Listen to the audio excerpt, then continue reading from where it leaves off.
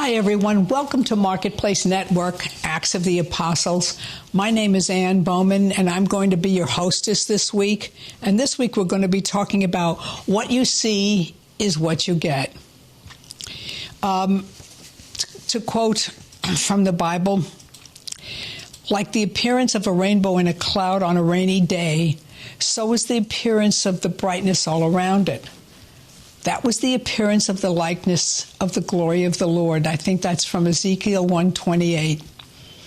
Okay, now what you see is what you get.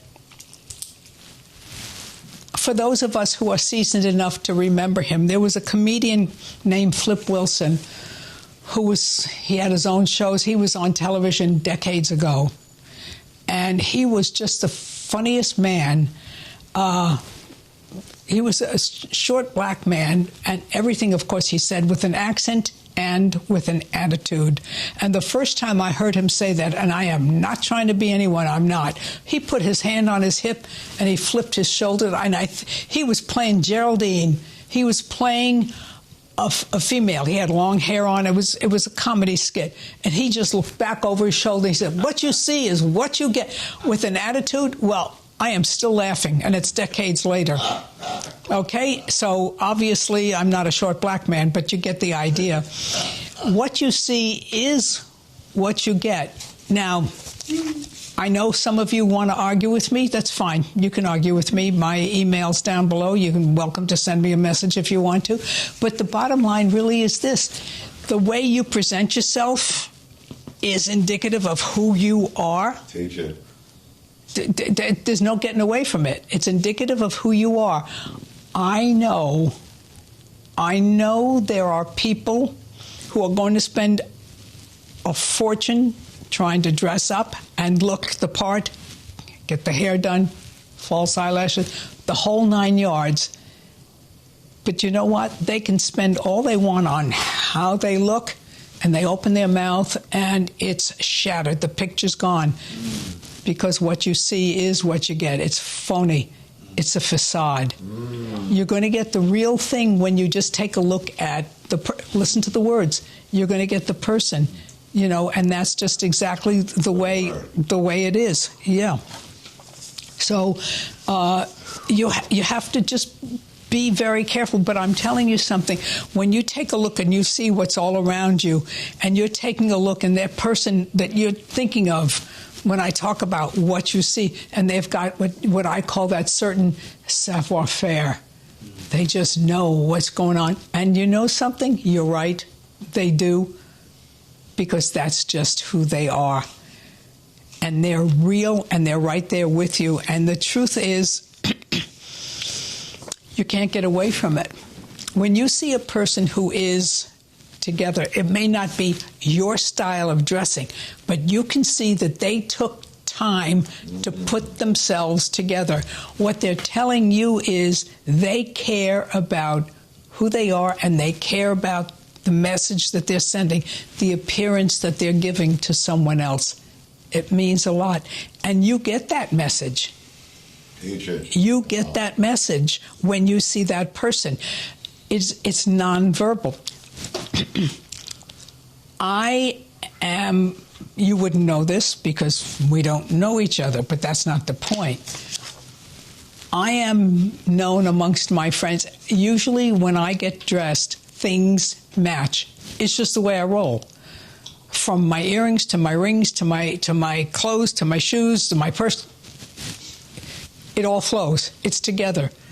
Because that's the care that I take when I leave the house. My husband's the same way. When I used to teach, and I taught high school for 32 years, but when I used to teach, the kids in my class, the girls, the guys, you guys, you're unconscious. I swear, I don't know if it's a gene, the male gene, I don't know what it is. You guys don't see what's in front of you. You really don't. Some of you do. Okay, I don't mean to make a blanket statement because somebody's going to go, well, you're wrong. I do. Okay, I'm wrong. You do. But that's not the point. Guys don't see what girls see. And I had young ladies at that time when I was teaching in the 9th grade or 10th grade. They'd come up to me and they'd look me up up and down, and the kids, they'd go, Mrs. Bowman, do you know everything matches? And I'd look at them and I go, seriously? That's called getting dressed. That's called getting dressed. It's a little bit more than just covering your body. And the point is, and I would tell them, I said, this shows that you care about who you are. The statement that you are making as a person is important for you.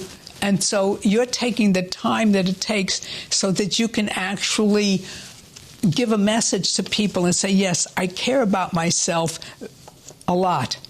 Now, I know there's a saying that says you can't judge a book by its cover. I'm not sure that's entirely true. If the book is well worn like a Bible, okay, you might have a point there, but the bottom line is you can judge a book by its cover. You can take a look and say, okay, that's the kind of person I want to be like, or not, as the case might be. It really just depends on where you're coming from. There are two ways to communicate with people. One is verbally, one is nonverbal. Well, verbal is what we're doing now. Okay, that's not true. Verbal is what I'm doing now. You're listening. But that's called communication. One speaks, somebody else listens. Okay? So that's verbal communication. So that's one way of judging a book, is how you speak to each other. Are you supportive? Do you listen to each other? Do you commiserate? You smile when you talk. Okay? This is one way of communicating with each other. Your words. Are you angry? Question is why. Are you supportive? Good for you. The other way of speaking, quote unquote, is non-verbally. How you walk, how you carry yourself, the clothes that you wear, the signals that you give off with your body when you stand. All of these are nonverbal communication cues. And then it just depends on how well you speak when you don't use words at all. The truth of the matter is this: the respect that you have for someone else shows in the way you treat yourself. Okay? The way you speak and the way you look shows the respect that you have for yourself. So why does that show the respect for others? Because the truth is this: you can't give away what you don't own. You cannot give away what you do not own. Okay? So if that's the case, then what you're saying to somebody else when you get dressed, or this can't judge a book by its cover, or as I said, what you see is what you get, is because what you're saying to that other person is, I respect myself enough to respect you. That's the bottom line, is I respect myself enough that I respect you as well. So that's the message that you want to give somebody else, is how does this come across for you? Okay? So this is a very important thing for you to know, because the words that you use and the way that you look put together a total picture. It puts together a total picture. So you have to be confident enough when you are speaking to somebody, you have to be able to look at them straight in the eye. Yes. Straight in the eye. And communicate with them straight in the eye. When you speak to somebody, you don't want to look down, because that's like saying you're not there. You are. You're there. You want to look at them, and that shows confidence on your part too. When you look at somebody straight in the eye, that says, I see you, I respect you, and I have enough confidence in myself to respect you, to have this conversation with you. So what you see is what you get. And as Geraldine said, you ain't seen nothing yet. And that's I'm still laughing at that. If you don't know what that is, you can Google it, but that's a whole conversation for another time. But that's exactly what people, you have to leave people with that feeling of, and you ain't seen nothing yet, Yes. because they have to know that you mean business and you're there for them, and you just know that everything is going to be A-okay.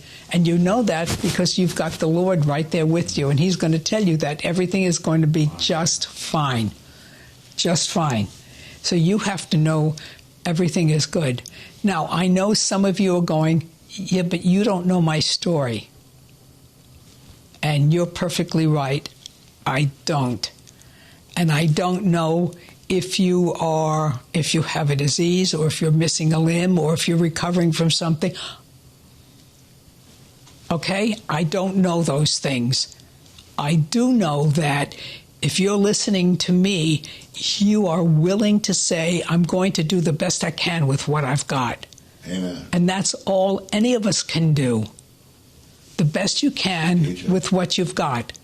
And that's where it's coming from. So that's the most important thing, is for you, in spite of what you're considering to be some sort of a challenge or a limitation or an obstacle, don't look at it that way. Okay, let me take that back. It's not a limitation and it's not an obstacle. It is a challenge. And how you deal with it is what makes the difference between you becoming a victor or victim. And that's exactly what the whole thing boils down to, is which side of the coin are you on? Victors don't look back. Victors don't make excuses. Victors just keep going, because you're a victor and you make things happen eventually the way you want them to. Wow. A victim is just that. Nothing ever works right. Nothing ever goes right. And it's always what I call a woe is me kind of an attitude. That's not a good thing to have. And that's not what you want to be. And that's not how you want to be known. And I can hear some of you going, yay, that good for you. And somebody else is going, yeah, but you don't understand. And you're perfectly right. I don't understand your story, and you don't understand my story. So I'm not just talking to you because I chose to use these words and they're bouncing off thin air. No, I'm using these words because I've gone through my own challenges myself, and I understand what I'm talking about. And that's what makes you the winner that you are, is that you go through these challenges and you end up being on the, what I would call the right side of the coin, to start making a difference in your own life. It depends on your attitude. It really just depends on your attitude. So you're the one who has to make a difference in your life, and you're the one who has to know that what they see is what they get. In spite of anything, do you still have a smile on your face? In spite of everything, do you still believe in the Lord? In spite of everything, do you know that He is on your side, fighting battles with you, in some cases even for you? It's really up to you. It really is up to you. So you're the only one who can make a difference in your life. You know, so you're the one who has to be able to say, I love me, I respect me, and I'm here for me. Because if you're not there for you, trust me when I tell you, nobody else will be either. Nobody else will be there either. You know, a lot of times we walk, when we see someone in the morning, whenever, and you go, hey, how you doing? We don't really stop for an answer. Unless you're standing still or having coffee, nobody really stops for an answer. So you go, how you doing? And you're getting ready to say, he's gone. He's down the road. That's good. You know what I mean? Nobody's listening to you. Now, if everything's great, then everything's great. But if you're going to complain, don't bother. Nobody's listening. Seriously, nobody is listening. Nobody wants to hang around a complainer. And if all you do is complain, what's the point? It's like getting in the toilet and flushing it yourself. You're just going to go downhill from there. You need to keep a positive attitude and know that what I started out saying in the first place was true. What you see is what you get. You're the one who has to make a difference in your own life. Nobody else can do that for you. Okay? And it hasn't got anything to do with, as I said, how expensive are the clothes that you're wearing. It has to do with how valuable is your attitude. How fabulous is your attitude. Are you the kind of person somebody wants to really hang around with? And that's what makes the difference for you. Okay? So you need to stop and think about, what message are you projecting? What attitude are you projecting? And is that really what you want? Okay? So I'd like to end this in prayer and pray for you to find the bright side, find the lining, the silver lining. Turn to the Lord and let Him help you and bless you, because He has blessings for you. All you have to do is reach out for them. And I thank you for that. And if you'd like to donate to this ministry, the information for it is at the bottom of this screen. So I thank you very much for your donations, and I thank you very much for your support, and I pray all is well with you. God bless.